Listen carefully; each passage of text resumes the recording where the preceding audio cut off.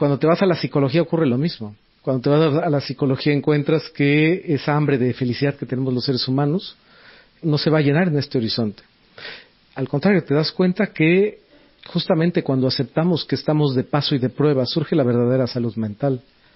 Cuando te das cuenta de que estamos en camino hacia esa hambre que todos tenemos de bien absoluto, de verdad absoluta, de belleza perfecta, de no sufrir. Y entonces llegas a Dios ahí.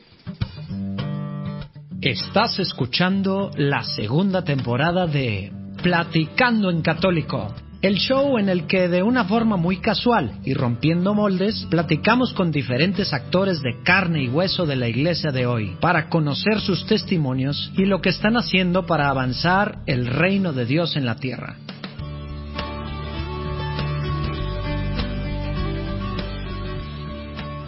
Oigan, pues ahora les traemos una platicada que tuvimos con uno de mis héroes personales, por así decirlo, del cual somos fans desde hace rato, que nos captivó hace algunos años en una plática, bueno, su primera plática que nos fue a dar de varias lazos matrimoniales. Es una mezcla ahí medio, bueno, muy ecléctico, a lo mejor para algunos extraño, pero es precisamente lo que a mí me ganchó. Psicólogo, sociólogo, filósofo, empresario. ¿Qué tal? Y pues sí, digo, básicamente ese perfil es el que dicen que pues los que saben, los que están viendo cómo está la realidad ahorita con tanto enfoque en las tecnologías y en otras cosas, que es el perfil que va a ser súper importante para las empresas en el futuro. Y pues bueno, pues desde ahorita, ¿no? En el tema de un enfoque en la persona, humanismo real, ¿no? No por obtener beneficios, todo basado en una antropología cristiana. Eso es lo que hace con su empresa Human Consulting, que es algo pues bueno, muy muy único, y por eso yo aprovecho cada vez que viene a Monterrey para echarme unas cervezas con él y bueno, padrísimo filosofar y ver las cosas. Sigo pensando que en algún momento voy a hacer algo con él, porque realmente es otro rollo. Padrísima la plática. Lalo nos estuvo apurando algo ahí. Me dio la casualidad que ahora Lalo no estaba agarrando pa'l monte. Entonces, pues bueno, digo, no, la verdad es que Enrique tenía que agarrar un avión, entonces andábamos apurados. Esperemos que disfruten tanto como nosotros. Y quisiera aprovechar el momento también para pedirles que oren, que pidan por el sínodo de la Amazonía que está pasando ahorita en octubre en el Vaticano. Muy muy importante que por un lado veamos las noticias de fuentes confiables, como puede ser así prensa, ¿verdad? Por un lado, porque hay mucho ruido ahorita por todos lados, y que nuestras oraciones personales, diarias, familiares, grupales, en donde quiera que estén, pero nuestras oraciones diarias tengamos presente al Papa, a los cardenales, a los obispos, a los sacerdotes, a los laicos, todos los que están en el sínodo ahorita participando. Muy importante que oremos por nuestra iglesia en estos tiempos. Dios los bendiga, disfruten el episodio.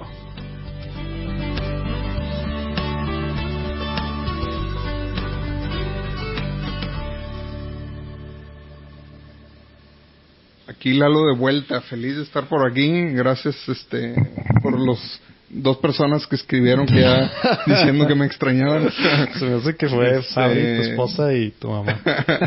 Y yo también con el alias así falso. Ya que agarraste el micrófono, échate la oracióncita. Sí, empezar por lo primero. En nombre del Padre, del Hijo y del Espíritu Santo. Amén. Padre bueno, queremos invitarte a que nos acompañes, a que seas parte central de esta plática entre amigos, esta plática en confianza. Te invitamos a que mandes a tu Espíritu Santo para que inspire que se pueda dar aquí tu mensaje, que también queremos amablemente invitarte a que disfrutes este momento con nosotros. Acompáñanos. Amén. Amén. En el Padre, el Hijo y el Espíritu Santo. Amén. Muy bien, pues ya que estamos aquí en presencia del Señor y que estamos más de 2 reunidos ante Él, Enrique, pocas veces te he visto en persona, pero esas veces las he disfrutado mucho. Así que ya estoy emocionado porque sin duda va a ser una plática muy amena, conociendo tu elocuencia al hablar y tu gran bagaje, digamos, ¿cómo le llamaremos? Pues de preparación intelectual, profesional, intelectual y experiencia en la vida. Bienvenido.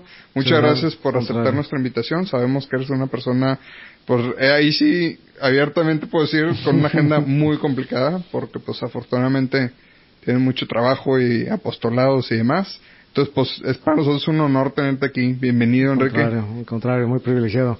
Me siento de poder estar acá. Muchas gracias. Oye, pues platícanos, Enrique, para que los que no te han visto, bueno, aún los que te hemos visto no sabemos quién es Enrique para empezar. ¿Quién es Enrique? ¿Dónde nació? Un poquito tu familia, así los primeros años de Enrique, ¿qué onda contigo? Órale, me siento psicoanalizado. Dale. Pues mira, pues podría decir rápidamente que una vida más que normal de una familia, soy hijo único, mis padres me formaron en la educación en la fe de la manera más tradicional que se puedan imaginar, y pues como yo nací en Puebla, nadie es perfecto. Sí, ¿no? Se me ha ido quitando, como he dicho. Cuando hablo mal a veces de los poblanos hasta que llega la temporada de chiles en nogada y me a todos nos pasa así, es como común en los mexicanos. Así es. Qué bonito es Puebla, y comiendo el chile en nogada. Así es. No, muy bonito Puebla, por cierto. Yo no conocía y hace poquito fui, y la verdad que qué bonita ciudad. Sí, la iglesia es muy bonita. Sí, muy bella ciudad. Sí. Con una raíz cultural grande y demás. Y bueno, pues estudié en un colegio laico, en un colegio tirándole medio ateo. Y pues algo que agradezco a mis padres es que hicieron lo mejor que pudieron para fortalecer pues mi perspectiva educativa, haciendo grandes sacrificios para que pudiera yo estar en una pues la mejor educación que ellos podían en su mapa, en su horizonte formar. Y algo que reconozco de la escuela en la que estuve es que es un colegio que desarrolla mucho el pensamiento crítico, como este sentido de encontrar la razón en las cosas. ¿Pero te refieres a la escuela a nivel primaria? Sí, primaria, secundaria. ¿Qué colegio? El colegio americano. Okay. El American School famoso. Y bueno, pues ahí estuve toda la vida, desde el kinder hasta la preparatoria. Y bueno, pues como buen adolescente de la época, pues un poco rebelde a las tradiciones religiosas, me daba pereza ir a misa, la verdad. Me acuerdo que cuando empecé a manejar, esto creo que nunca lo he dicho, pero me acuerdo que le decía yo a mi madre, yo te dejo acá para que tú llegues puntual, ahorita te alcanzo, me voy por ahí iba a dar unas vueltecitas. No había lugar. Además había que irse a un lugar seguro, entonces estacionaba lejos para llegar el menor tiempo posible a la Santa Misa. Fue el típico desde el sermón vale, ¿no? Exacto. Bueno, ni siquiera tenía yo eso en el horizonte, tristemente. Pero entonces cuando decías que una fe tradicional o una forma de vivir el catolicismo más tradicional... Tradicional en sentido cultural, no. Tema domingo, misa y básicamente, ¿verdad? Y como tradicionalmente ocurre, desde el punto, hablo tradicional con minúscula. La mamá. Exacto. Ocurre que la educación en la fe acaba en primaria, ¿no? O sea, cuando haces la primera comunión, ahí se acaba la formación, tristemente. Y pues bueno, así fue hasta que cuando tenía unos 16 años, 15 o 16 años, me empezó a interesar mucho el tema de liderazgo. Y entonces, es larga la historia, pero le sintetizaría diciendo que tuve la oportunidad de conocer ahí a alguien que tuvo un papel fundamental en mi conversión y fue una especie de mentor que incluso le dio una vuelta a lo que yo quería hacer. Yo me acuerdo que en ese entonces tenía un gran gusto por la cibernética, por las computadoras, que yo soy ingeniero en sistemas. Después quise ser economista. No, pues casi acabaste en lo mismo, Y después de la economía, de hecho estudiando economía o diplomados o conferencias que me metía yo, siendo preparatoriano, porque siempre fui muy inquieto intelectualmente y me metía yo a cosas diversas, como muy curioso, diría. Y entonces me acuerdo que estudiando un programa de economía, conferencias, un congreso, me acuerdo que se hablaba de economía social de mercado. Y entonces me acuerdo mucho que era un tema que relacionaba la dignidad de la persona humana con la economía, una economía al servicio de la persona, y me acuerdo que me resonó mucho esa idea. Y bueno, después conocí a esta persona que es un gran psicólogo, filósofo, teólogo mexicano, que, pues bueno, tuve la oportunidad de considerarme su alumno, y él tuvo un rol de mentor importante en esa edad. Se vale decir nombres. Bueno, me refiero a un gran amigo, el doctor Juan Bosco Abascal Carranza, que bueno, el apellido Abascal Carranza suena, es un apellido conocido de una familia. Su padre fue uno de los líderes del movimiento sinarquista, una familia pues con una gran tradición en este sentido, muy activa en muchos contextos de nuestra iglesia. Sí, católicos también siempre ligados a influir en esferas normalmente sociales, políticas, sociales o hasta empresariales, ¿no? Entonces, bueno, la influencia que tiene alguien con esa historia, con ese background como él tenía o tiene a mis 16 años, pues fue un gran regalo, porque pues ahí es donde primero me doy cuenta que no era ateo, sino ignorante. O agnóstico sino ignorante, como suele ocurrir. Y entonces, bueno, pues la verdad es que tuve la oportunidad de ir a sus sesiones donde hablaba de psicología y filosofía y desarrollo humano con un enfoque cristiano, pues a razón tal vez de unas 6 o 7 horas por semana, lo cual pues fue un privilegio único, porque incluso a veces ahora por tiempo no podrías dedicarte tanto a aprender esos temas, ¿no?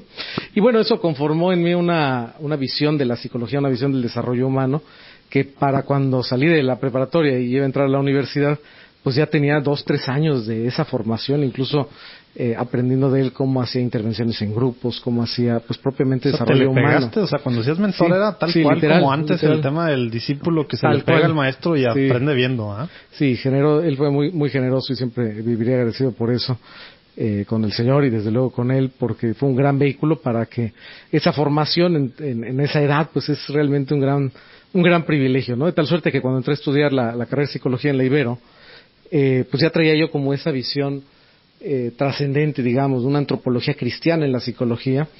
Y él me decía, mira, te van a enseñar cosas que a veces no van a estar muy alineadas en esto, en lo otro. y eso fue pues muy positivo. Entonces, pues bueno, en términos sintéticos, esa es mi formación en términos generales. Oye, y fue a través de él mismo que tu relación, o sea, porque hablabas del tema de conversión, pero fue una cosa así muy gradual de por medio de estar escuchando y viendo su ejemplo. ¿Cómo fue esa parte? Sí, porque hablas de formación, pero la parte, digamos, espiritual o el tema de Dios, ¿cómo estaba? Yo creo que empezó con entender más sobre el ser humano, ¿no? Entonces me acuerdo que algunas de las acciones que él daba... Me encantan las historias cuando así empieza el caminito, como de Stein también, ¿no? Etcétera, etcétera, que acaba de ser su... Exacto. Bueno, él empezó a hablar, por ejemplo, de antropología filosófica, que es el ser humano, ¿no? Y entonces empezar hablando de las dimensiones que tradicionalmente, por ejemplo, en las ciencias sociales decimos el ser humano es un ser biopsicosocial, que ese es el modelo clásico con el cual en las escuelas de psicología, de sociología se habla, ¿no? ¿Qué es el ser humano? Pues la unión de cuerpo, de procesos mentales, de cerebro, y que se forma su identidad a través de lo social. Y él me acuerdo que decía, le faltan 2 dimensiones a eso, la dimensión ecológica, nuestro vínculo con el medio ambiente, y la dimensión trascendente. Y la dimensión trascendente no es un conjunto de creencias que tenemos respecto a la eternidad, sino que la dimensión trascendente, nuestra esencia, nuestra identidad espiritual, es de carácter ontológico, no psicológico. Es decir, eso es lo que somos, no es lo que queremos ser. Y este tipo de ideas, que además yo no traía una preconcepción de eso. Es decir, pues, era un preparatoriano de 16 años. Entonces eran ideas que me formaron. Más que me transformaron, me formaron. Y bueno, pues obviamente quitándome un poquito la ignorancia, pues fui descubriendo desde luego que no había ningún ser más razonable de aceptar que Dios, ¿no? Es el más racional de los seres, por decirlo así, el más racional de aceptarse. Cuando le rascas un poquito a la antropología, a la filosofía, pues te das cuenta de esto, ¿no? Y eso es lo que descubrí en mi preparatoria. Y pues de ahí ya definí a partir de eso a qué me quería dedicar el resto de la vida. Hago esta pequeña interrupción en el episodio para preguntarte a ti esposo, a ti esposa, ¿es difícil cargar con todas las preocupaciones y actividades de tu vida? ¿Crees que es imposible lograr un cambio en tu vida con la rutina que llevas? Pues si respondiste en alguna que sí, te invitamos a formar un lazo entre tu matrimonio y Dios. A través de conferencias de temas sobre matrimonio, hijos y espiritualidad, puedes descubrir herramientas para tu vida, y además tendremos un retiro para que invites a Cristo personalmente a tu vida.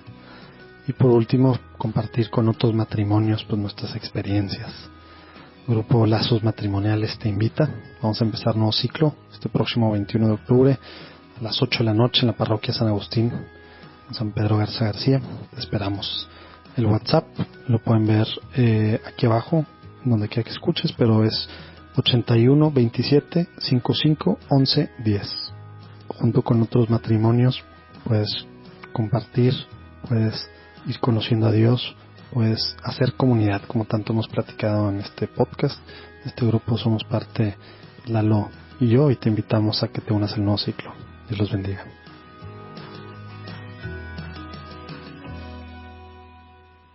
Oye, Enrique, te voy a interrumpir porque me gustó mucho esto que nos explicaste ahorita, y como que me estoy imaginando un poquito tu situación en ese momento, y me entró una duda que me parece muy interesante. A ver, empiezas tú a razonar por convicción propia, ya no porque tu papá te dijo que fueras a misa y tu mamá y te llevaron, no, Claro. o sea, ya empiezas a razonar la existencia de Dios, ¿no? Y entonces empiezas a rascarle un poquito a tu fe y a tu alma por convicción propia, ¿no? Y en qué momento, que tú tal vez te acuerdas, igual y no recuerdas porque pasó gradualmente, pero tal vez sí te acuerdas, en qué momento o en qué época empezaste a tener tú una relación personal con Dios. O sea, ya no, oye, sí, yo como psicólogo un poquito filosofando y tratando de entender, se volvió una especie de discernimiento, y ese discernimiento a irse a una relación con este Dios Padre. O sea, ¿recuerdas algún momento en particular? O Varios, ¿no? Recuerdo momentos de retiros. Me acuerdo de un retiro que fui a Guatemala. Ajá. Y fue muy chistoso porque yo traía como pues toda esta visión más de filósofo. Siempre estudié, aunque después hice posgrados y maestrías en filosofía y demás, pero siempre aparejé la psicología con la filosofía. Y que no es tan común ahorita, ¿no? No. Pero bueno, afortunadamente traía yo esa formación, ¿no? Y entonces como una visión muy racionalista, ¿no? El Dios de los filósofos, por decirlo así. Y me acuerdo que racionalmente me parecía buena idea ir a un retiro. O sea, ¿fue tu primer retiro que fuiste? ¿Decidiste que fuera en Guatemala? Oye, pero sí, fue una coincidencia muy curiosa. interesante. Oye, me parece muy interesante que lo digas, y no todo el mundo lo aceptaría, decir que fuiste desde un punto de vista más racional, más que buscando un tema espiritual, Sí, ¿no? sí, O sea, por decir, emocional. quiero entender esto, vamos a explorarlo. Sí, No tanto decir... eran unos amigos que me invitaron y pues está bien, vale la pena y le damos, ¿no? Y me acuerdo y que coincidió que fue en Y Guatemala. vamos a Guatemala, ¿verdad? Vamos a Porque, Guatemala, sí. ¿por qué no?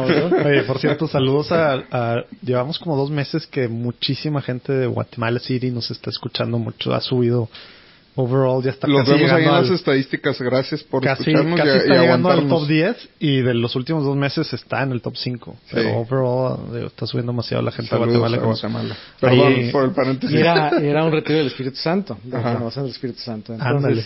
No, pues oye, te metiste a la boca del lobo. Exactamente, exactamente. ¿Qué ibas a buscar, hombre? Pues, No, qué realmente padre, no, providencial. hombre, qué Lo padre. bueno es que no querías tema de sentimientos y No, tema no, de además- experiencias. Quería racionalizarlo. güey. Claro, Sí. y entonces, tal cual como lo acaban de decir. Entonces llego y empiezo a tener una visión más bien psicologista, ¿no? Es más, hasta tener yo escepticismo del tipo de O sea, comida te que nos pusiste a daban. analizar a la gente, digamos. Puse a analizar el fenómeno, ¿verdad? Aceptando, desde luego, la existencia de Dios, de Dios resucitado, pero sí con una actitud yo diría escéptica. Y me acuerdo mucho nunca se me olvidará que estaba yo en la plática, en una de las primeras, y el padre dice, Dios es amor. Y en ese momento se activa la ardillita y entonces empiezo a decir, bueno, en una cierta tradición, y este es mi diálogo interno, es una cierta tradición filosófica, aunque no se puede decir que Dios sea amor, porque amor es es un verbo, no es un sustantivo, y si bien es cierto que en la perfección de Dios, ¿no? Todo este diálogo interno, y en ese momento el padre dice, bueno, debo hacer mención que esto no lo digo desde el punto de vista de la tradición aristotélico-tomista. O sea, con se cayó así. como si sintiera que estuvieran espiando el Les dije, diálogo sí, interno. estoy hablando, pensando en voz Exacto, alta, estoy güey. pensando en voz alta y además me están escuchando.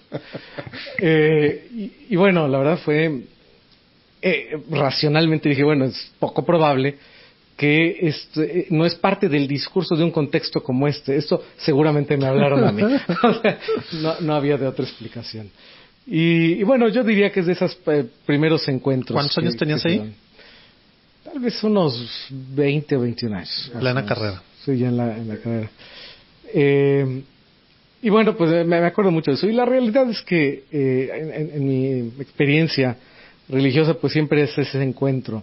Es todos los días. Creo que de alguna manera todos los días estamos en ese proceso de conversión. Sí, nadie estamos confirmados en gracia. Oye, 1000% de acuerdo. Sí. Oye, Enrique, y antes de entrar a otro tema, me voy a saltar al final, porque tiene que ver con tu tema de estudios. Digo, luego ya platicaste, has estudiado muchos temas en filosofía, etcétera, pero antes de entrar a lo que haces, etcétera, como católico, ¿cómo acabas estudiando doctorado en Universidad Benedictina en Illinois, en un centro que tiene que ver con temas de valores, pero con empresa, estoy adelantando porque luego se une todo lo del medio, ¿no? Así es. Bueno, fíjate que algo que también descubrí con el paso del tiempo es que había que hacer lo que se pudiera hacer con los talentos, ¿no? Mi madre trabajaba en una compañía de ventas de productos de belleza, y yo me acuerdo desde que tengo uso de la razón de verla dando conferencias. Bueno, tal vez eran 1 o 2 a la semana para las vendedoras y demás, y me acuerdo que tomaba el micrófono en ese entonces, y siempre tuve algún tipo de gusto por el micrófono. Entonces, cuando conocí al doctor Abascal, me di cuenta que como que se amarró todo eso, y dije, a mí me gustaría compartir estas ideas con otras personas. Y entonces fue primero como Dios me regaló la visión de a qué me quería dedicar, que era compartir. No sabía yo en ese momento inicial si lo que quería yo era compartir el Evangelio o si era compartir ideas y demás, pero como que este talento de explicar ideas siempre lo tuve. Me acuerdo que en la preparatoria algunos de mis compañeros me pedían que antes del examen les explicara yo algo de historia o algún tema de ese tipo, y siempre me ha gustado como la idea de ser profesor y demás, compartir ideas estructuradas. Creo que tengo un talento que el Señor me dio para, incluso a veces ideas complejas, ponerlas en términos exacto. Y para eso la idea de estudiar muchas cosas. A veces me pregunto, y sobre todo viviendo ya en Estados Unidos desde hace algunos años, como cuando me preguntan, ¿y tú qué haces? ¿No? Es muy complicado explicarlo, porque he pasado por 4 grandes... Psicólogo, filósofo, antropólogo, ¿qué más eres? Pues mira, profesionalmente los posgrados que oficialmente tengo son en el área de filosofía, en el área de psicología, y en el área de negocios y en el área de liderazgo, que es donde hice el doctorado en liderazgo centrado en valores, en Values Driven Leadership. Pero aparte de eso, la verdad es que he estudiado muchos temas de certificaciones en negocios internacionales, en multiculturalismo, en sociología, en economía, en antropología. Y algo que me apasiona es descubrir cómo... Vas a decir, pero mi pasión es el Monopoly. Exacto. Profesionalmente me da mucho entusiasmo cuando descubro en todas estas ciencias humanas cómo todas llevan a Dios. O sea, cómo en la economía, por ejemplo, tuve en el doctorado un profesor del MIT que me daba la materia de ética. Y él decía que nos dejó un montón de lecturas, y una de ellas era encíclicas del Papa, ¿no? Y me llamaba mucho la atención que un profesor del MIT te dejara leer eso. Y me dio gusto ver cómo él mismo, que no proyectaba ser católico, pero decía, este texto del Papa Francisco hay que reconocer lo que es una salida teórica a los problemas filosóficos de la economía. Y entonces cuando vas por la economía y encuentras que, bueno, finalmente la economía es una ciencia social y que habla acerca de los recursos y cómo sin la visión cristiana de la economía, la verdad es que racionalmente no encuentras salidas que tengan una derivación positiva a la sostenibilidad de la humanidad. Y cuando te vas a la psicología ocurre lo mismo. Cuando te vas a la psicología encuentras que esa hambre de felicidad que tenemos los seres humanos no se va a llenar en este horizonte. Al contrario, te das cuenta que justamente cuando aceptamos que estamos de paso y de prueba, surge la verdadera salud mental. Cuando te das cuenta de que estamos en camino hacia esa hambre que todos tenemos de bien absoluto, de verdad absoluta, de belleza perfecta, de no sufrir.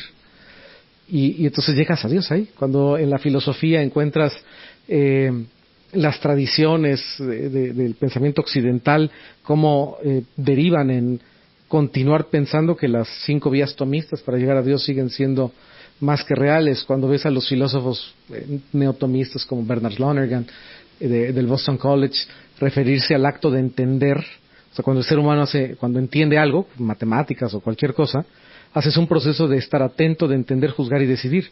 Y hay momentos en la vida donde el proceso humano de atender, entender, juzgar y decidir se queda en un límite en el que solo puede entrar la gracia. Y cuando te vas al liderazgo, que es un área que profesionalmente me dedico a desarrollar desde el punto de vista de la consultoría en desarrollo organizacional en la que trabajo, pues te das cuenta que el liderazgo que verdaderamente es capaz no solo de ser efectivo, de ser transaccional, como decimos, un supervisor, un jefe, un gerente, un director, un vicepresidente de una gran empresa, los líderes que realmente son capaces de transformar, no solo de lograr los resultados, sino de transformar el nivel de compromiso de una persona. Esos líderes usualmente es porque te ven como persona. Un líder no. De hecho, los verdaderos líderes, maestros, jefes que hayamos tenido, los verdaderos ni siquiera pretendían ser líderes. Buscan el bien de las personas. Un buen maestro es el que busca el bien. Y termina siendo una consecuencia. Y termina siendo una consecuencia, un resultado de buscar el bien de las personas, guión, amor. Entonces, a mí me apasiona encontrar cómo la verdad del Evangelio está detrás de todas las ciencias, cada vez se acercan más a eso. En la física ocurre lo mismo, en las ciencias duras, por decirlo así, que no soy para nada conocedor, pero en todas las ciencias humanas que me he dedicado la física, toda la vida. Sí, el detalle del que están llegando ahorita casi es filosofía, ¿verdad? Sí, claro. Ya se está uniendo con la filosofía. Claro. Y como decía un maestro, y los científicos y los filósofos suben a una montaña de la verdad y arriba ya están los teólogos esperándolos, ¿no? Entonces, esa conexión entre la ciencia y la fe, yo diría que lo que ha atravesado profesionalmente mi vida, y no deja de impresionarme el amor de Dios que nos permite descubrir eso, conmovernos en encontrar esa verdad de su proyecto perfecto, ¿no? Hola, mi nombre es Armando del Bosque y soy director internacional de His Way at Work, una empresa que se dedica a ayudar a los empresarios y sus empresas a reconocer que Dios está en la empresa. Si tienes la inquietud o el llamado, si sientes que Dios te ha estado persiguiendo, si crees que la empresa ya no es tuya sino de Dios, si quieres entregarle la empresa a Dios, llámanos. Nuestro apostolado es una empresa sin fines de lucro, se dedica a compartir mejores prácticas de lo que otros empresarios han estado haciendo por más de una década para permitir que Dios permee dentro de su organización y ser más felices los empresarios, los directivos y los colaboradores y sus familias, que es el plan de Dios al final del día, es la nueva evangelización. No te preocupes si tus empleados son católicos o no católicos. Si tienes ese llamado de Dios, si Dios te ha estado persiguiendo, llámanos y con mucho gusto te damos la bienvenida a este grupo de empresarios que ha decidido que la empresa es de Dios y no de ellos.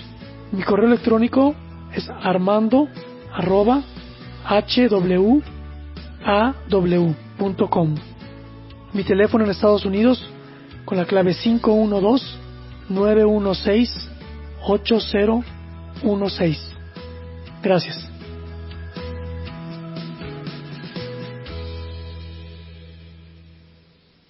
Oye, y ahorita que dijiste profesionalmente, es el tema de la ciencia y la fe, yo creo que muchos, que como profesionalmente, o sea, puede ser filósofo, sociólogo, antropólogo, psicólogo, y luego temas de liderazgo, y dedicarte a eso profesionalmente, a lo mejor ya que sea el buen segue para que nos platiques un poquito qué onda como un humano y tú siendo pues católico con todo esto que acabas de yo tengo esa pregunta, o sea, ¿cómo ha sido y cómo es? Porque supongo que aunque tú nos puedas explicar y dar un buen argumento y decir no hay un conflicto, en realidad en la práctica tal vez si te topas en tu ambiente profesional, te puedes topar con que no es tan común que seas explícitamente católico en tu profesión.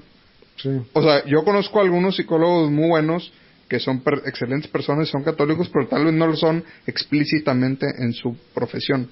Sobre todo en el ejercicio, ¿no? O sea, como que a nivel personal viven la fe, pero no tienen el aparato teórico para ejercerla. Ajá. Eso es lo que yo me he topado. Me parece no que... No nomás el aparato teórico, a veces también es un tema de México, nos pasa mucho más de lo que quisiéramos, que no seas explícitamente católico en el trabajo, sea lo que sea, ¿verdad? Aunque no sea, como tú dices, en este caso si es algo, pues soy católico y no tengo el aparato teórico para hacer, pero ni siquiera el hecho de decirlo, ¿verdad? Aunque no lo tenga, ¿verdad? Pero bueno, platícanos, ¿cómo es esto? O sea, sí, no hay que meter por ese rollo. Me salen 100 ideas al respecto. A ver, algo que doy gracias a Dios es que me permitió entender desde el ser humano las verdades del Evangelio. Entonces, a partir de eso, la palabra católico, ustedes lo saben mejor que yo, es universal. Sí. Entonces, no hay ninguna verdad, y esto es algo que es, la otra vez platicaba con una de mis hijas al respecto. No hay nada que esté ni en el Evangelio ni en el Catecismo que sea contrario a la razón. Somos la única religión que, si lo ves desde el punto de vista de religión comparada, sí. No hay nada, hay cosas que rebasan a la razón, ¿no? Los misterios, la Trinidad, pero no la destruyen. Hay cosas que, hay filosofías, hay enfoques religiosos que destruyen la razón. Son anti-razón. No es así en nuestra fe. Tú lees, por ejemplo, voy a ir a un tema escabroso.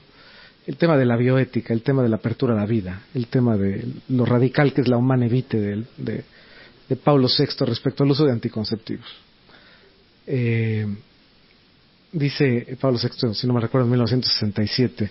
Y justo estaba ahí toda la presión para que la iglesia se fuera para otro lado y le salió sin decirle a nadie, ¿verdad? Con todo esto. De hecho, así empieza la humane vitae, diciendo, sé que este documento generará mucho dolor dentro de nuestra propia iglesia. Sí, empezando por cardenales que querían que fuera para el otro lado de la iglesia. Y empieza diciendo, las familias se destruirán, bla, bla, bla, bla. Entonces, algo que hoy día, por ejemplo, es absolutamente difícil de hablar en público, a menos que tengamos tiempo para explicarlo, es ese tema. O sea, que hoy incluso un católico quiera defender la apertura a la vida y el no uso de anticonceptivos, es hasta dentro de la iglesia misma escandaloso. Pero como psicólogo, con lo que sé de bioética, de biología y más ciencias, estoy convencido de que no hay forma más plena de vivir la sexualidad humana que como nos lo dice el Evangelio, como lo dice la Iglesia, como lo dice la tradición, particularmente la encíclica Humane Vitae. Hay muchos aspectos. El problema es que mucho de la educación del siglo XX ha partido de una visión materialista del ser humano. Entonces, por ejemplo, cuando se habla de sexualidad en las escuelas y que hay que abrir el tema, claro, pero solamente abarcan al ser humano como un ser biopsicosocial, no como un ser biopsicosocial trascendente o ecobiopsicosocial trascendente. Entonces, por ejemplo... Y a veces ni siquiera, casi nada más como sí. un Bueno, ser últimamente ya es... o sea, casi como animales. Y sí, bueno, últimamente ya es muy radical el tema. Últimamente sí hay que... Ya se me hace muy obvio, muy vulgar lo que se hace con la ideología y los lobbies. Y ya está aquí en nuestra ciudad, ¿verdad? Y en escuelas católicas y todo, ¿verdad?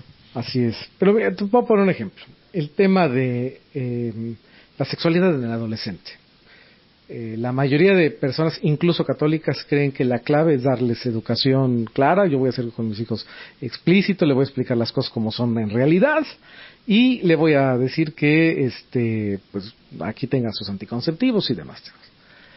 El tema no es incluso que tengan una enfermedad.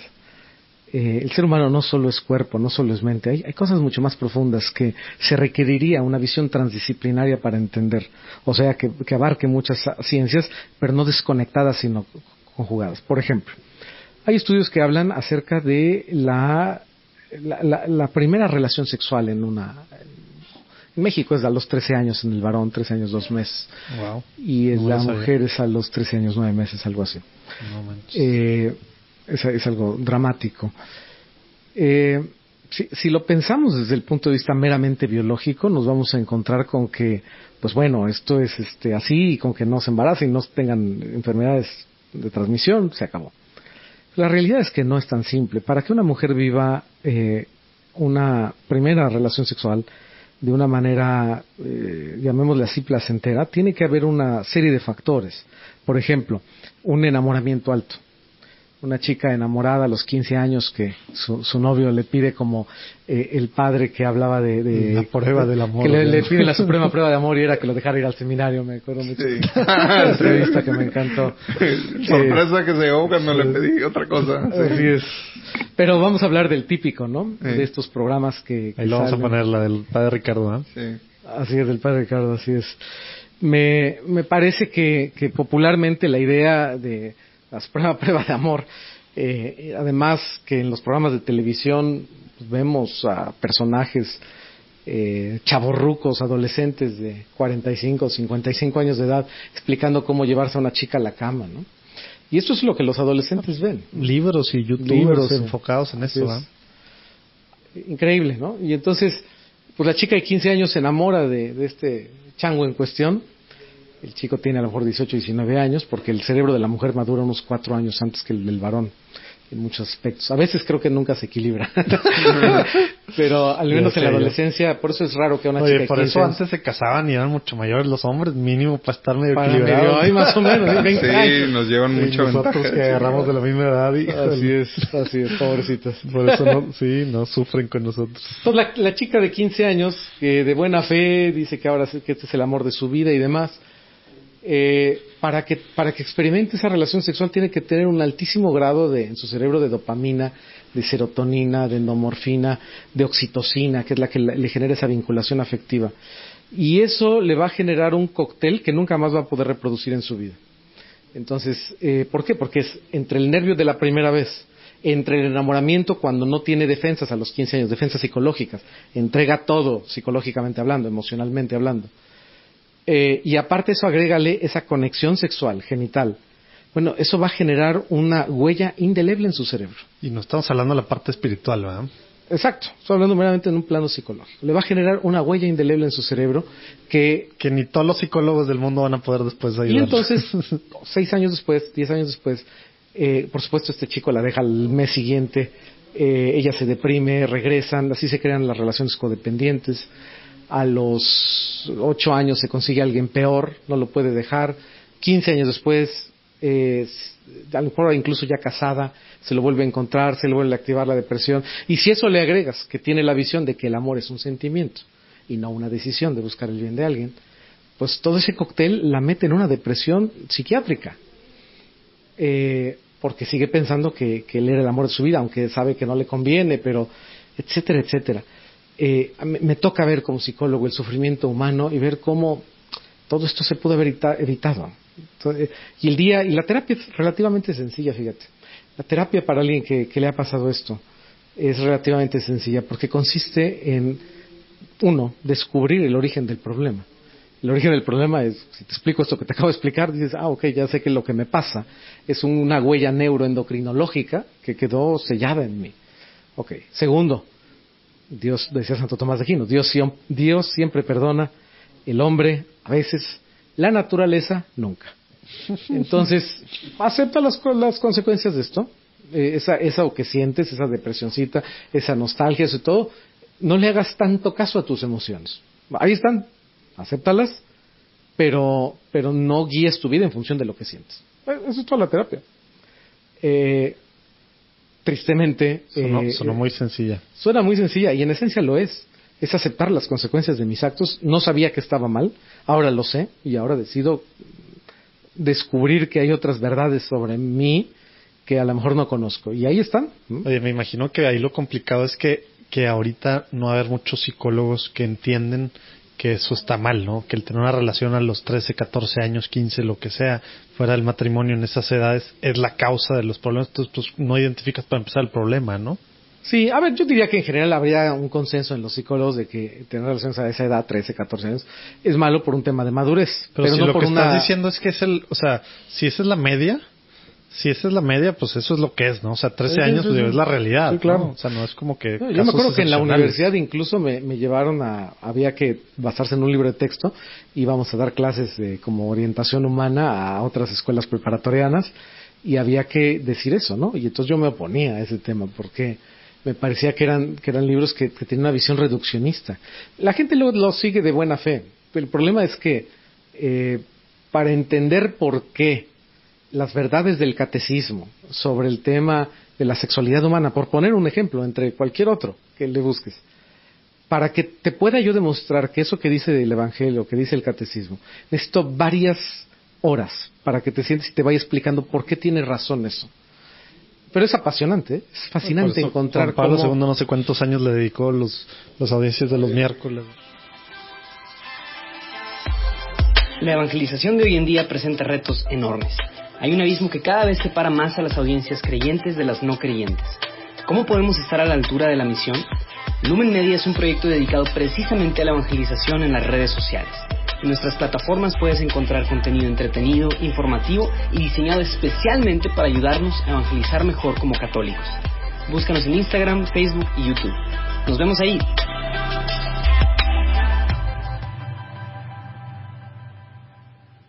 Oye, Enrique, voy a cambiar radicalmente de tema porque sé que el tiempo premia, respetando tu agenda. Eso es nuevo, Hay un tema Lalo normalmente es el que agarra sí, para el monte. yo soy el que me voy para el monte, pero bueno, hoy es la excepción. Qué bueno tenerte de vuelta, Lalo. Hay un tema que es muy importante para nosotros, nos gustaría mucho tocar y pues no tenemos tanto tiempo, y es, platícanos un poquito qué mensaje quisieras dar en base a tu experiencia que deberíamos de entender nosotros y quienes están escuchando este programa, este concepto de liderazgo ético y realmente entender la importancia de la ética pues en los aspectos, en todos los aspectos de nuestra vida, ¿no? Pero en particular un poquito relacionado también a tu trabajo como consultor y demás, o sea, ¿qué mensaje nos pudieras compartir? Los últimos años de estudio esto? Que fue eso, ¿no? Sí. O sea, vi que tenías un paper ahí con varios otros en este tema específicamente en la Universidad Benedictina.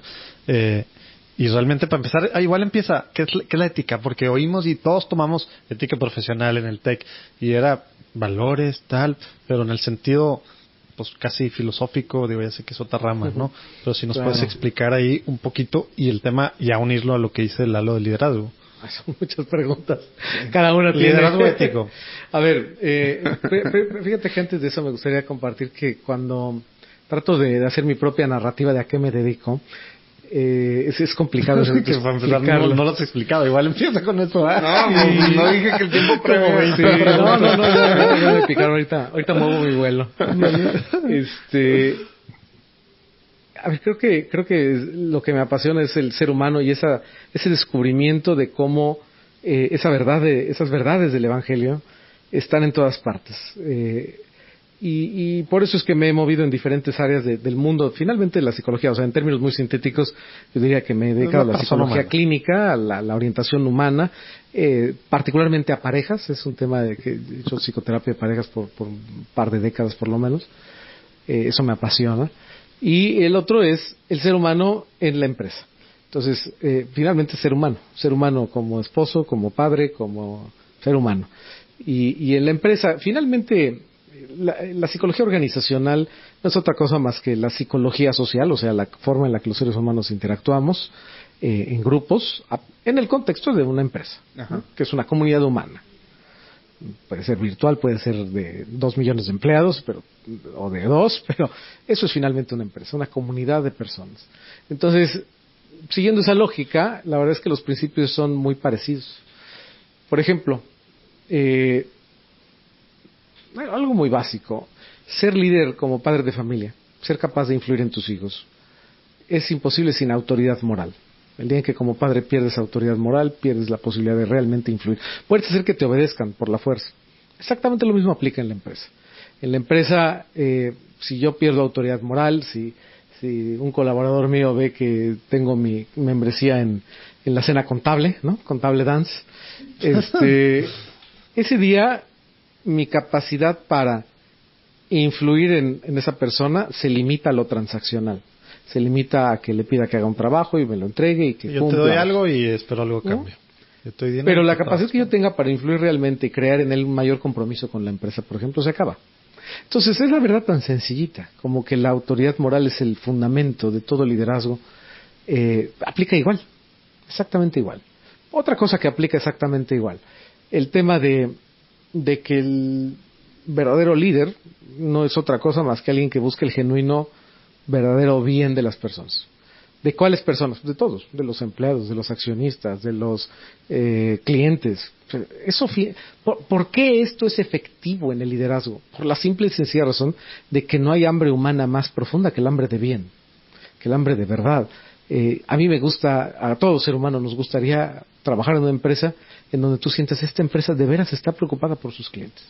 Esta empresa genuinamente busca, por supuesto que de manera altruista, porque la palabra altruismo significa buscar el bien, y claro que por eso cobra, qué bueno, pero esta empresa realmente está genuinamente interesada en buscar el bien de sus O sea, no clientes. deja de ser empresa, no deja Claro, de buscar sus objetivos. pero está creando un servicio, no por valor. encima del bien de la gente, ¿no? Así es, incluso aprovechando ese bien de la gente. Es decir, a crear un producto que es bueno para la salud física, emocional, social de las personas, de sus clientes, que es funcional, que mejora en algo la calidad de vida de los que lo compren. Puede ser algo como este soporte de micrófono. Esa chispa que surge de la innovación en las empresas, pensando realmente en el bien del consumidor, pues eso es el hambre humana más profunda. Sentirnos orgullosos de estar en una empresa que está buscando el bien, que es congruente, entonces realmente son verdades muy sencillas y que atraviesan toda la existencia humana. ¿Qué hace que un matrimonio viva unido? Pues que precisamente no estén cada uno concentrados en su yo y en su carrera. Por eso es que los matrimonios de los muy famosos, ¿no? Donde ella es muy famosa, él es muy famoso, duran semanas. Porque cada uno está concentrado en su propia carrera. Hay que entender que el matrimonio, por ejemplo, el matrimonio es una especie de sociedad trascendente en donde entregamos nuestra individualidad. Esta idea, que viene en Mateo 16:9, ya no son dos sino una sola carne, lo que Dios unió no lo separe el hombre, se los juro que como psicólogo clínico y organizacional me queda claro. Ejemplo, expatriados. Trabajo mucho con expatriados en varias partes del mundo, aunque vivo en Miami, pero que dicen que es la capital de Latinoamérica. Y desde ahí te puedo decir que hay una gran cantidad de personas que vienen de toda Latinoamérica, sobre todo. ¿Cuáles son los expatriados más exitosos? Aquellos que dicen, llegamos acá, nos pusimos de acuerdo, resolvimos y descubrimos que era la mejor opción que nos viniéramos acá. ¿Quiénes descubrimos? No, pues mi esposa y yo, que nos viniéramos a trabajar acá. Ah, ¿tu esposa trabaja acá en la empresa? No, mi esposa está en casa, pero somos una unidad y decidimos juntos. Bueno, lo veo con toda claridad ahí, lo veo como psicoterapeuta de pareja. Esas parejas que tienen una visión trascendente de la existencia son aquellas que como unidad pueden resolver cualquier conflicto que cuando no lo tienes así es inminente. Un ejemplo, los familiares, oye, la familia de él necesita ayuda económica, emocional, lo que sea. Cuando no se vive como unidad, empieza el jaloneo psicológico. No, pues a tu mamá ya le ayudamos el año pasado, ahora le toca a la mía, y ya empieza. Cuando lo vives como unidad, cuando vives esta idea de que ya no son dos, sino una sola, te das cuenta de que esa unidad sirve a los hijos, sirve al trabajo, sirve a la comunidad, sirve a los familiares, cuando lo ves como unidad. Entonces, este tipo de cosas a mí me apasiona ver cómo esa verdad de Mateo 16:9, cuando la vives en tu matrimonio, puedes florecer realmente, ¿no? Y así como esto podría ponerles 100,000 ejemplos de muchas otras cosas. Y eso creo que es lo que define mi quehacer. Trabajo tengo una empresa de consultoría, Humanum Consulting, que nos dedicamos a consultoría en desarrollo organizacional. Que está basada en Miami. Así es. Ajá. Y tenemos también operaciones acá en México. Y bueno, toda Latinoamérica, tenemos operaciones en toda Latinoamérica, así es. Y bueno, pues somos una empresa que se dedica a ayudar a las organizaciones a que sean organizaciones, que a que sean...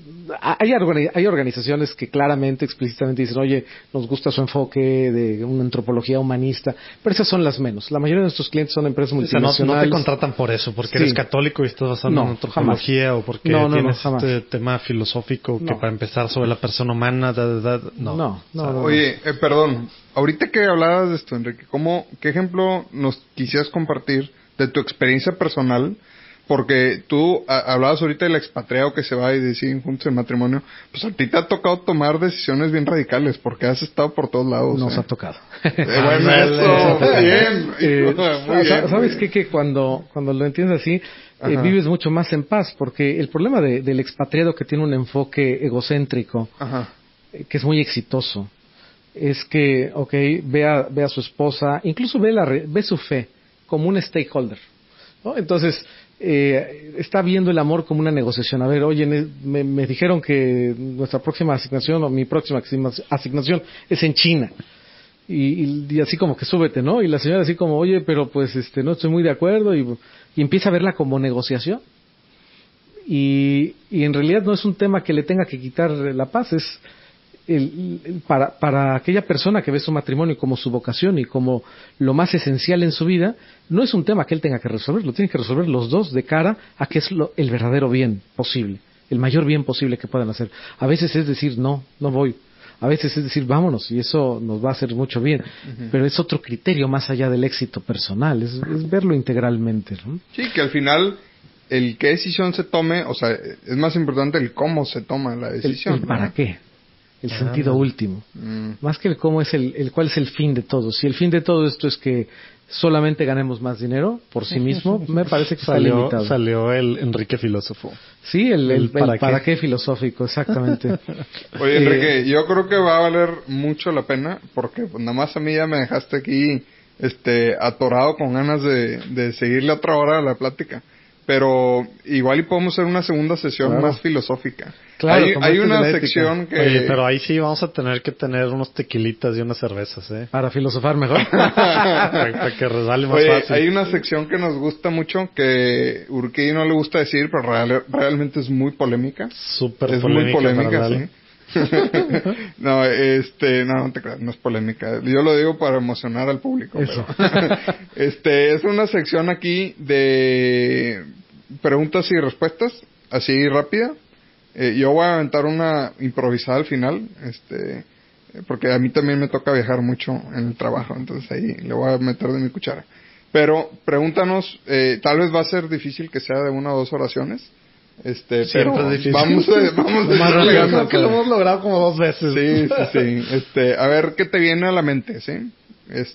Y te estamos psicoanalizando, ¿eh? Es lo que estoy viendo. Sí. Aparte, aquí traigo mi libretita.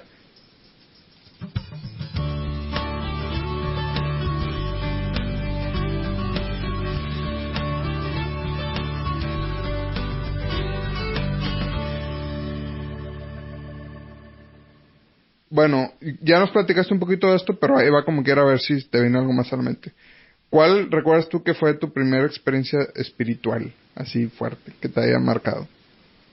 Bueno, debo decir que la experiencia de entender que he vivido con la marca equivocada es un regalo de Dios. Yo así lo vivo. O sea, esa parte que a lo mejor no fue muy emocional, sino empezó racionalmente. O sea, más reveladora, más así que fue como una... Pero finalmente Dios se vale de todo. Ajá, ¿no? Es que sí, porque tienes razón, porque quiere decir experiencia espiritual. Sí. No dijimos emocional, ¿verdad? Sí, lo espiritual no necesariamente tiene que ver con el tema emocional. Y el Señor me regaló ese entendimiento de decir, oye, esto es compatible con la razón. Eso que mis padres me enseñaron, ese amor al bien que sembraron en mí, no solamente es algo que mis padres me enseñaron, sino además es racional. Pues esto. Muy bueno. Y eso me transforma tan radicalmente que cobro como la seguridad de decir, eso que me formaron, eso que siempre he creído, no tengo que avergonzarme de eso. Al contrario. Y ha sido una especie como de misión que ha atravesado toda mi vida profesional, compartir que es es razonable ser bueno, es razonable amar el bien, en un mundo en el que vas contracorriente, en cualquier contexto. Justo es lo que estaba pensando ahorita que estabas diciendo eso, y a veces es como lo que tú estabas platicando hace rato de la parte de la sexualidad, y lo que dijiste al principio, no eras ateo por tema de la ciencia, la razón, por ignorancia, y así somos, pensamos que tal o cual cosa, no sabemos, no nos podemos estudiar y no sabemos que todo está alineado y la razón y la fe y las cosas que dice el catecismo, porque pues sí, hemos escuchado y nos dice el padrecito o nuestra mamá o algún amigo o algo y no sabemos el fondo de las cosas y por eso no lo ligamos, ¿verdad? Así es, como que no hay una conexión a veces entre la teología moral, por ejemplo, y los impactos en lo más tangible, ¿no? Por eso me apasiona tanto las ciencias humanas, la psicología, la neuropsicología, muchas ciencias que son para la mayoría de los seres humanos actualmente como, así sí me lo explicas, ya lo entendí. Como esto que les platicaba del matrimonio, de los expatriados. Sí, claro, hace sentido. Bueno, pues eso viene en Mateo 16:9. Pero a veces entre esa idea del eso evangelio. Te dijo el padre cuando te casaste, exacto, que ibas a ser uno. Así es. Y claro, en una sociedad tan secularizada como en la que vivimos, pues estás en tu boda y estás escuchando la primera carta de Pablo a Corintios, versículo del 11 al 13, ¿no? El amor busca el bien, todo lo perdona, el amor no pasa jamás. Y pues estás pensando en si te van a alcanzar las cheves para que ya llegaron tus primos, ¿no? Ya tienes sed. Y ahí los están, primos ¿no? toman mucho. Exacto. Y ahí están esas verdades. Oye, perdón, no es la idea alargarnos en esta pregunta, pero traigo una duda. A veces pasa que también, no es que yo sea un chavito, pero quiero pensar que no estoy tan ruco. Y en las generaciones más jóvenes, sí tenemos como que una soberbia y una cierta falta de respeto a lo que nuestros padres y nuestros abuelos nos enseñan. ¿Por qué? Porque la autoridad en general, ellos, ¿no? Pero también a la gente un poquito de más edad. ¿Por qué? Porque ellos que sabían, ellos no tenían las herramientas que yo tengo, ellos no tenían la información que yo tengo, no tenían el alcance del conocimiento que yo tengo. Y yo a mi edad ya sé más que lo que esta persona supo en 40 años o en 80 años. Entonces, pues eso también juega en contra de nosotros mismos, porque esa soberbia pues te ciega, ¿no? Totalmente. Y aquí también supongo que va muy relacionado a esto. Totalmente. También, ¿no? Fíjate que platicaba con mi esposa que uno de los apostolados que quisiéramos hacer ahora en Miami es justamente en esto. Es participado en juntas, en reuniones, mucho relacionado con la cultura latinoamericana en Estados Unidos. Y una de las cosas que veo con más frecuencia es que cuando tú vienes de Latinoamérica, pues obviamente te impresiona la economía norteamericana y empiezas sobre todo los padres migraron y los niños ya crecieron ahí. Se da esto que acabas de decir, pero potenciado además por la dimensión cultural y económica. Y entonces... Y hay un rechazo. O sea, mi mamá es muy buena, ella se sacrificó para que me trajera acá, pero pues es que a ella le gustaban sus chilitos con vinagre. Que nos platicaba eso, ¿te acuerdas del padre Santiago, que es el párroco de la que es de la parroquia Nuestra Señora de Guadalupe en Manhattan, algo así. Pero inclusive algo también a veces como de vergüenza. Hay gente que que abrazan su heritage, ¿no? Sí. Perdón porque ya me puse bien pocho. Pero hay otros que no, qué pena que vean que yo los frijoles y no. O sea, no, yo más agringado. Y por eso mucha gente quiere hablar español. Así es. Incluso muchas veces los papás de los migrantes, sobre todo los más desfavorecidos socioeconómicamente, hasta les dicen a sus hijos, no hables español, ¿no? O sea, como que quieren que se de buena fe lo hacen, ¿verdad? Sí, para que se asimilen 100%, más que se asimilen, que se conviertan. Así es. Pero fíjate que es tan pobre a veces nuestro pensamiento que hace que estos chicos, cuando tienen 20 años, y se los juro que he escuchado a ejecutivos de alto nivel que vienen de padres migrantes latinoamericanos diciendo cosas como, sí, yo me acuerdo que mi mamá, con un español hasta medio mal hablado, yo me acuerdo que mi mamá me decía, si vas a querer tu título profesional, pues primero Dios. Y yo le decía, no, primero yo. Entonces, es una tristeza que el pensamiento sea tan pobre de millones de personas, o al menos cientos de miles, para decir, mi mamá es igual a la suma de las tortillas, más los frijoles, más los chipóteles, más su fe. Y creen que es como un aspecto cultural de México.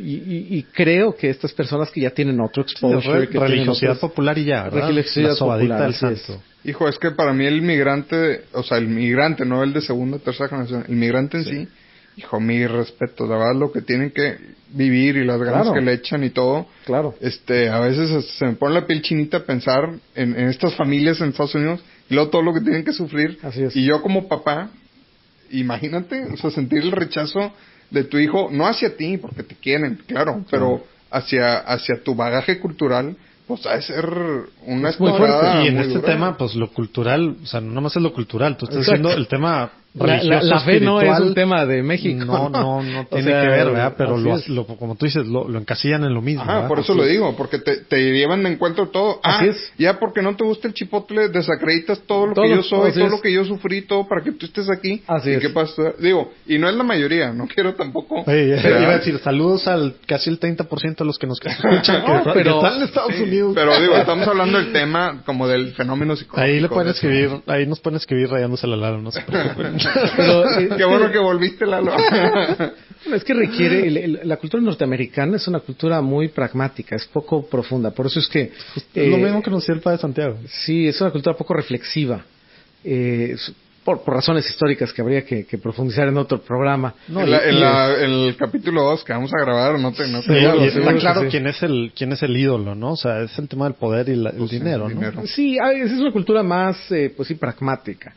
Oye, pero el apostolado, ¿qué fue entonces? Pues bueno, en eso estoy iniciando con la intención, sí, porque creo que un poquito de pensamiento filosófico. Oye, por favor, date cuenta que las costumbres de tu mamá, que la ves muy inferior, por razones que tú ya tuviste la posibilidad.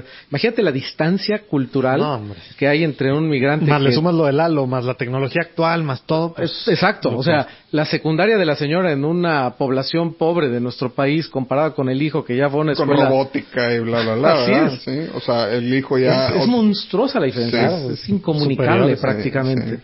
Y entonces el hijo, por falta de pensamiento crítico, se lleva de encuentro la idea de mamá y sus costumbres y su cultura y su religión. Completita. Empaquetada en la píldora, pum, es inválida. Y esa es mi mamá, que pobrecita, que es muy buena, pero pues, como que eso ya está superado, ¿no? Y mis respetos a los que no, porque esto es una... ¿cómo te diré? Como cuando en una carretera está la curva peligrosa donde todos chocan ahí. O sea, esto es algo muy fácil en lo que la mayoría de nosotros caeríamos. Claro. Si estuviéramos expuestos totalmente a esa historia. Es bien difícil que entonces, los que no, mis respetos. Claro, por supuesto. Por supuesto. Pues ahora sí vamos a empezar la sección de preguntas rápidas. Porque esa no valió. Esa no fue rápida. A ver, dale, hermano.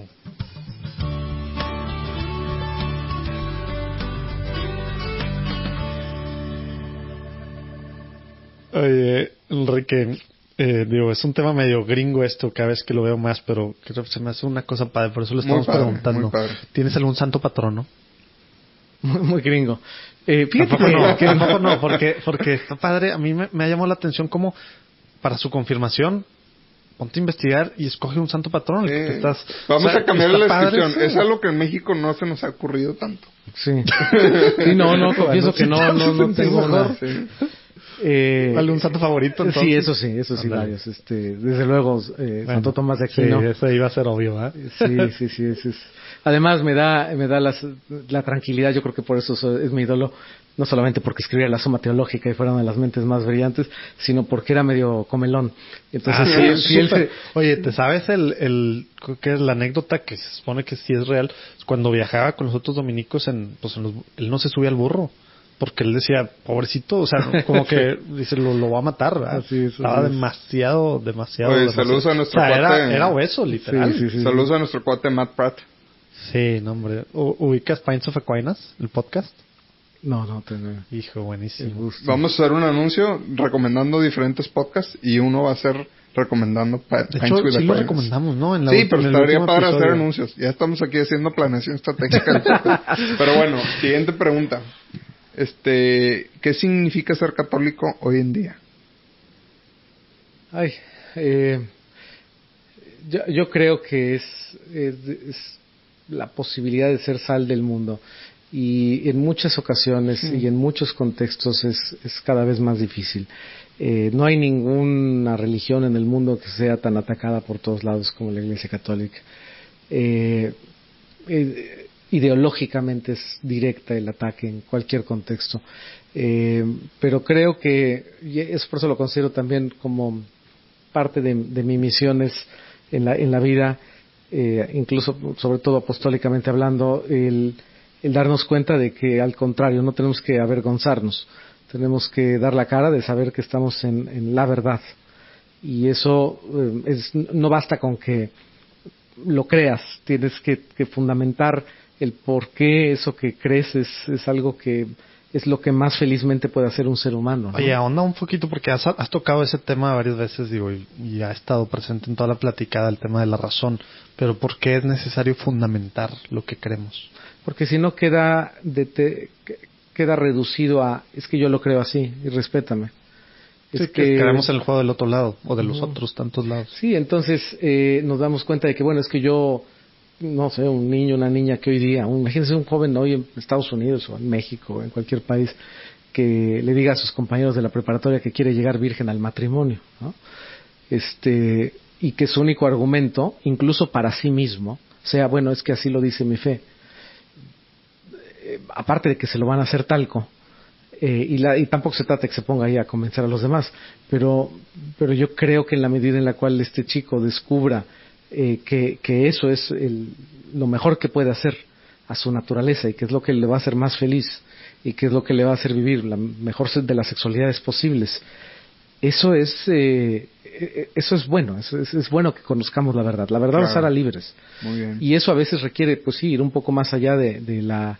No, y esfuerzo, dogma, porque ¿no? ahorita que estamos acostumbrados a lo inmediato y a que toda la respuesta la queremos en Google en 2 oraciones, Así es. pues así no es. Sí, a veces por con ignorantes, estos temas, ¿eh? a veces por ignorantes la salida por la tangente es decir, no, pues es dogma de fe. Así todo es. es dogma de fe. Y todo es dogma de fe. No, todo es dogma de fe. Y cuando haces eso, terminas por vivir como una fe muy privada.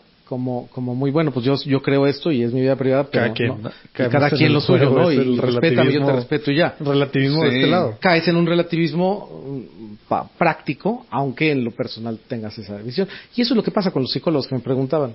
Psicólogos que tienen esa fe, pero como no hacen esa conexión filosófica, creo que a los psicólogos que en lo personal viven su fe congruentemente, pero en su práctica profesional no. Creo que el gran gap que hay ahí es antropología filosófica. O sea, si entendieran un poco más de filosofía, verían que hay una clase. Así es como ese enlace entre la teología moral y la psicología. Creo que saludos a Mercedes Vallenilla, que a lo mejor cuando salga este podcast ya habremos platicado con ella. Vamos a poner una liga a su podcast que hablamos de estos temas también. Muy bien, pues la que sigue. Oye, Enrique, ¿alguna oración que tengas así preferida, que te guste orar, rezar seguido? Fíjate que no deja de conmoverme el adórote devote. Saludos, Alonso. La primera vez que... Adórote, sí, cierto. Dije, yo ya escuché esa palabra en algún lado. Perdón por el chiste local. Muy local. Bueno, también sale en su episodio. Sí. No deja de crisparme emocionalmente escucharla. ¿Por qué? Yo creo que tiene que ver con mi vivencia en el colegio de mis hijas cuando vivíamos aquí en Monterrey, en la celebración de Corpus en la que tuve la oportunidad frecuente. Un rollo, ya sé de qué escuela hablas. Sí. Y la capacidad, el privilegio que tuve de poder la cosa más solemne del mundo. Equipo, sí, de veras que es una experiencia como pocas que he vivido de ver el amor de Dios en esas caritas de esos niños, de esas niñas, con una devoción enorme. Me parece espectacular. Saludos a los papás del liceo. Así es. Oye, ¿algún tip práctico que quisieras darle a algún católico que busca ser santo hoy en día? ¿No? Todos tenemos ese llamado a la santidad. Algunos muy afortunados lo están escuchando fuertemente y lo quieren seguir. Y para aquellos que lo están escuchando y para los que estamos buscando realmente tomarnos en serio, ¿qué tip nos pudieras dar?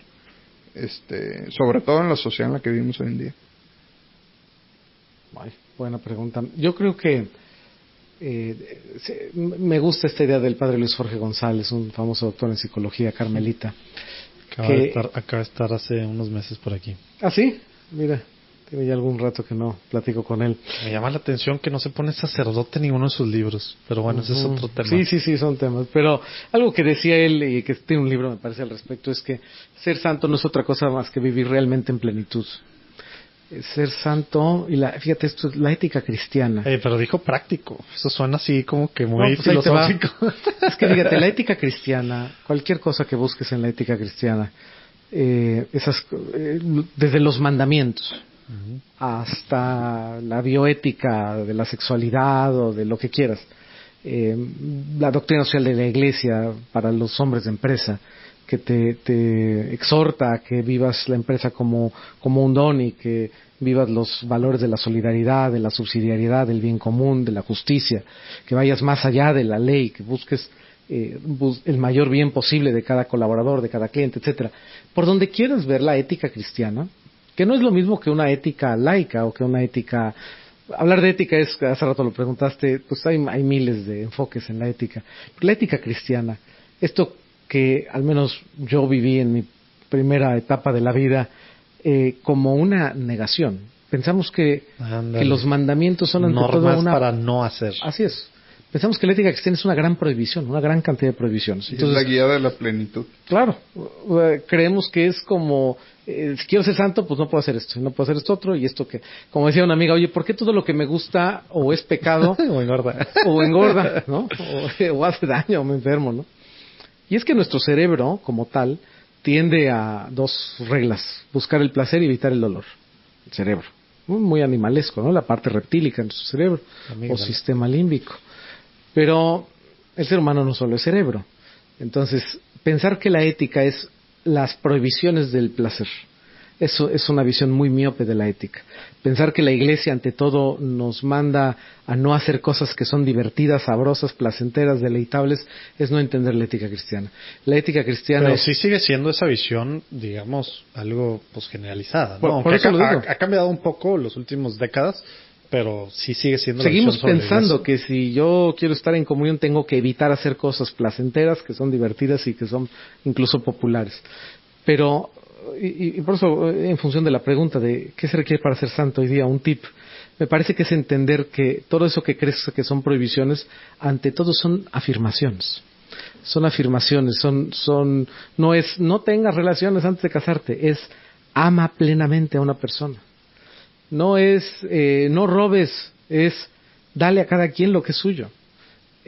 La ética cristiana es ante todo una afirmación de amor. Es una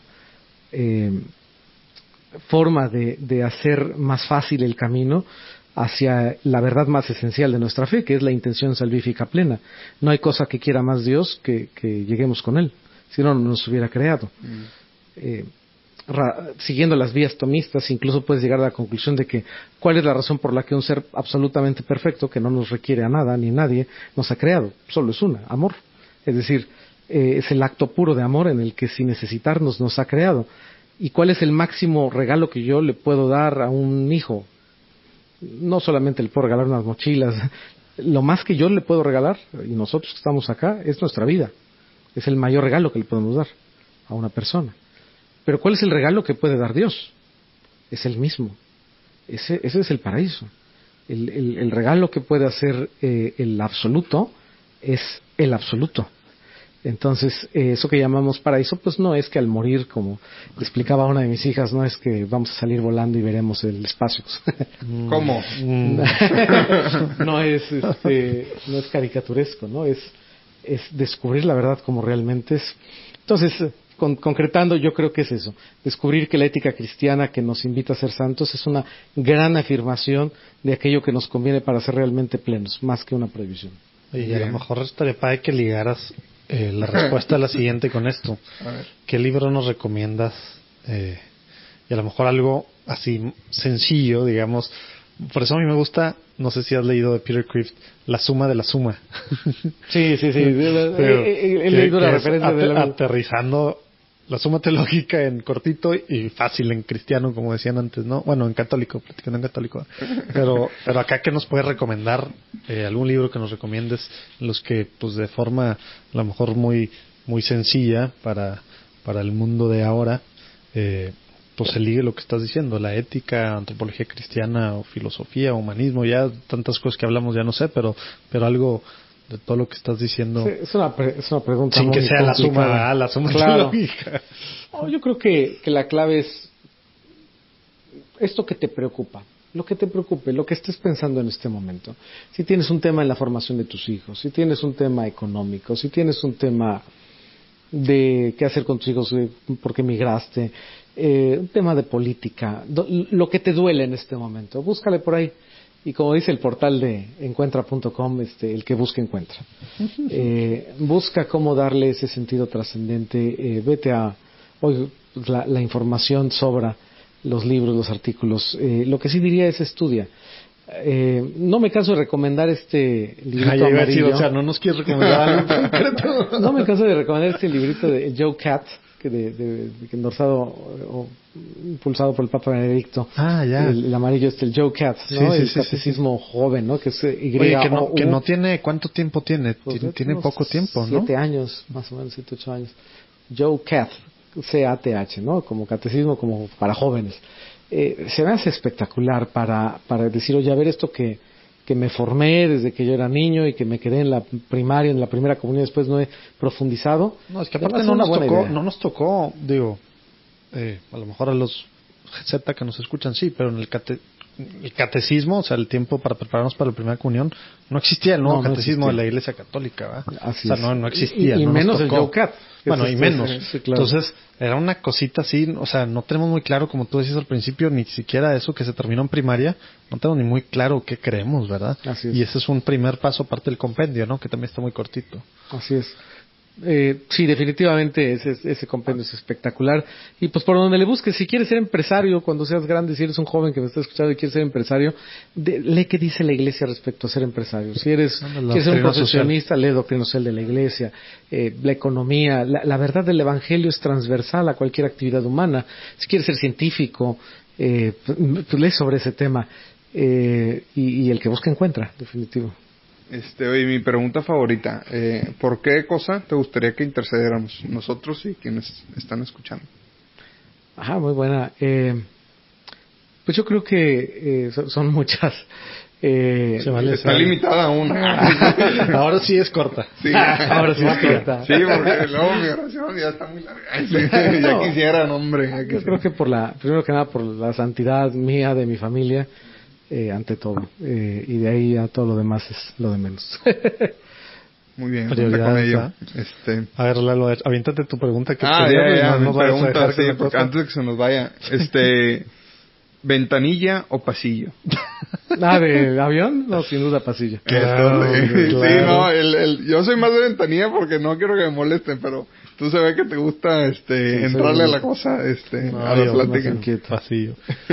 Oye, no digo en medio porque no hay nadie en su sano juicio que esté en medio, ¿verdad? O sea, pues parece que hay gente que sí le gusta llegar a extenderse sí, exacto. en sus anchos. Eso es justamente mecanismo de salvación, ¿no? Ofrecer cuando te toca. Es la única forma de entender que exista el asiento de en medio. Muy bien. Oye, Enrique, ¿alguna cosa que crees que nos faltó preguntarte o con la que quisieras cerrar? Pues mira, yo creo que es importante, lo he platicado muchas veces con mi esposa. Ya no platiqué de mi familia, de que es algo que me llena siempre de entusiasmo y de alegría. Es que Lalo no estaba apurando, entonces por eso ya no. Exacto. Pero algo que platico con frecuencia con mi esposa a este respecto es que hay que empezar a amar por lo más cercano. Y esa vez lo más difícil. Y yo creo que los que somos padres de familia, por ejemplo, decía Juan Pablo II, no tengan miedo, ¿no? Y creo que no debemos tener miedo y tenemos que soñar en grande. Los católicos tenemos que soñar en grande. Y por grande me refiero a que no te conformes con que tus hijos, por ejemplo, los que somos papás, no te salgan malos. Sean decentes. ¿No? Sean decentes. No te conformes con que encuentren una pareja más o menos bien. Sueña en grande respecto a ellos, pero en grande en la santidad. Sueña en grande a que sean los santos, los líderes del Evangelio del futuro. Y pueden ser líderes educando a sus hijos, pueden ser guías de naciones, Creo que los padres de familia tenemos que inundar, los católicos tenemos que inundar al mal con el bien. Nos quejamos mucho del mundo en el que vivimos y bueno, pues hay que hacer algo. Y bueno, pues si tienes hijos, pues ahí tienes ya una primera gran responsabilidad. Fórmalos explícita y contundentemente con la constante idea de que estamos de paso y de prueba y que el examen final no será cuánto vendiste, sino cuánto hiciste con los talentos que el Señor te dio, cuánto amaste. Hay que atrevernos a ser explícitos en formar a hijos que anhelen la santidad. A veces hay que ser muy cuidadosos con las palabras que usamos para que no los vacunemos, ¿no? Y no digo que no usemos esa palabra, solo digo que hay que enseñarles a desarrollar al máximo sus talentos para que estén al servicio de la santidad. Necesitamos santos inteligentes, necesitamos santos brillantes, necesitamos santos con grandes competencias humanas también. Me acordé de tu plática que nos diste hace algunos años, que luego compré el libro de StrengthsFinder 2.0, de enfocarse en los talentos, no en echarle ganas en lo que uno no está muy bien o las debilidades de uno, etcétera. Así con es, esto que así acabas es. de decir. Entonces prepárate para ser padre de familia y busca que tus hijos sean buenos, pero buenos y efectivos, buenos e inteligentes. Y claro, desde luego con la claridad absoluta de que lo esencial es nuestra salvación. Pero el segundo, lo más importante es que sean pues lo más brillantes posibles, con los mejores recursos posibles intelectuales que estén a nuestro alcance, para que sean capaces de impactar a más personas, llevando el camino, la verdad y la vida a todos los ámbitos en los que estén, ¿no?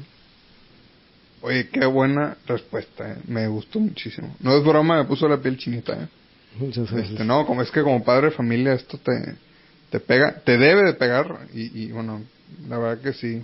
Gracias, No, al contrario, a ustedes. Pero fíjate, y si no eres padre de familia todavía, mejor. Porque es un buen momento para que te des cuenta de eso. Pobre Lalo. Echando no, ya aprende, tiene ¿no? 23 años mi primor.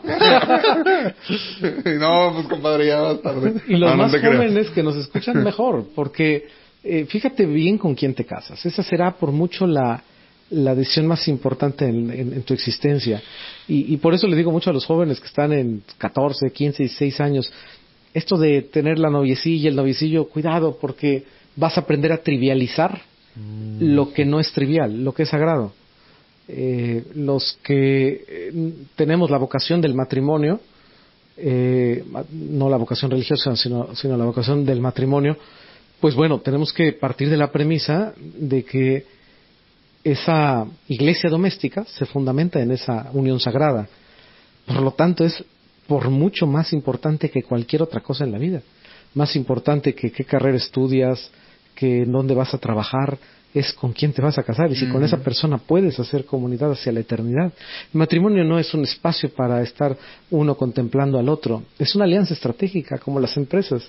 Las empresas hacen alianzas estratégicas no para estar juntos. No conozco a un CEO de una empresa que diga, es que como me cae muy bien el CEO de la otra, quiero estar junto con él. No, las empresas hacen alianzas para avanzar hacia crecer ambos.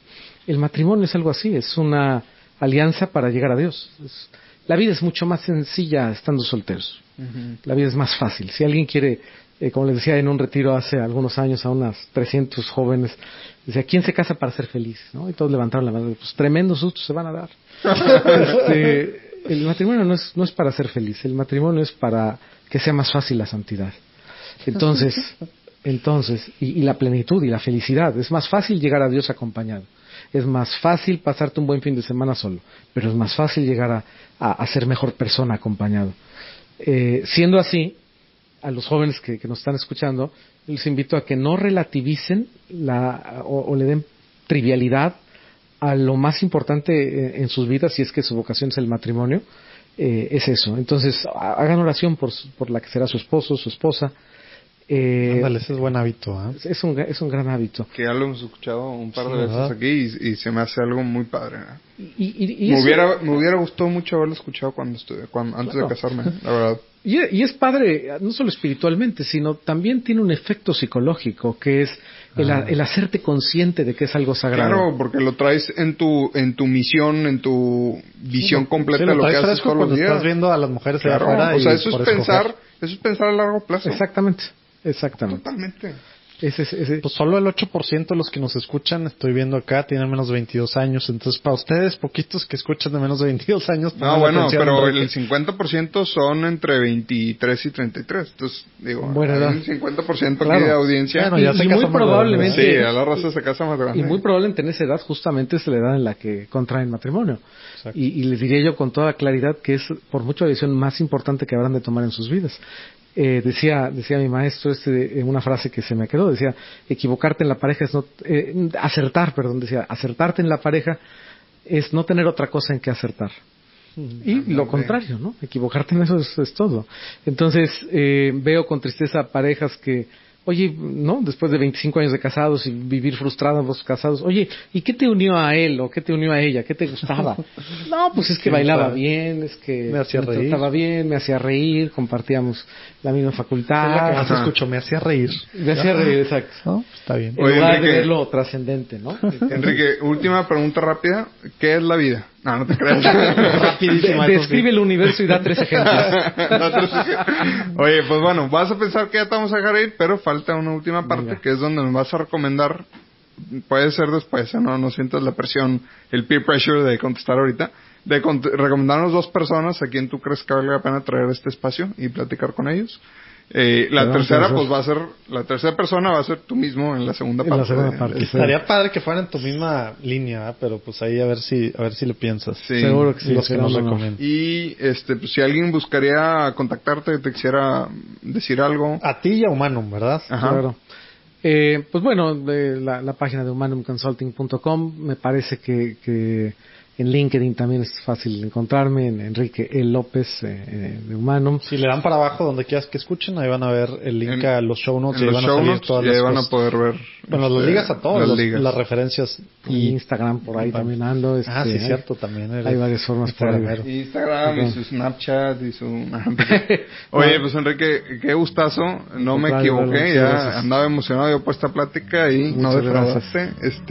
No, realmente que siempre es un gusto platicar contigo, Enrique. Te agradecemos mucho que te hayas dado el tiempo de visitarnos y compartir este tiempo con nuestros amables y pacientes escuchas que nos acompañaron.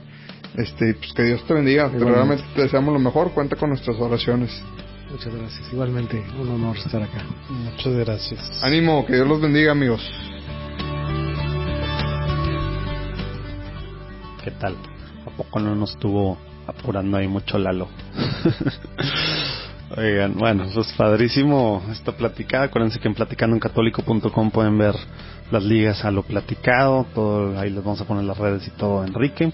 Y si les gustó el episodio y creen que a otra gente le pueda gustar, por favor compártenlo por WhatsApp, por Facebook, por Instagram, por donde quieran. Nos ayuda a que más gente sepa que existe esto que estamos haciendo y que queremos llevar pues las cosas padres que están pasando en la iglesia, historias de gente de carne y hueso que está haciendo pues, muchas cosas en su iglesia. Y en Spotify, Apple Podcast, YouTube, donde quiera que están escuchando, por favor pónganle seguir. Eso también nos ayuda a que más gente sepa que existamos. No sé cómo funcionan bien los algoritmos y creo que muy pocos saben.